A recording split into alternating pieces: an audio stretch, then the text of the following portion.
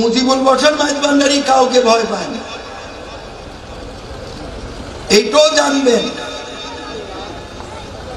এই আঙ্গুলের ইশারায় লক্ষ লক্ষ লোক উঠে, লক্ষ লক্ষ কোটি লোক উঠে আর বসে সারা বাংলাদেশে, না বাংলাদেশের বাইরেও আছে।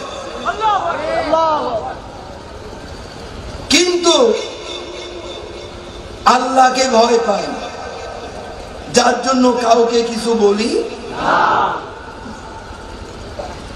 এটা বলতে করেন না যে আমি দুর্বল, মোটেও না।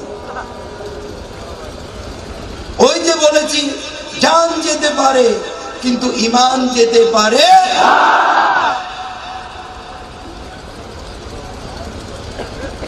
বুঝতে হবে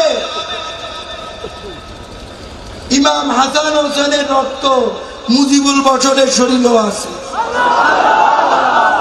সেদিনও এজিদ বাহিনীর কাছে মাথা নত করে নাই।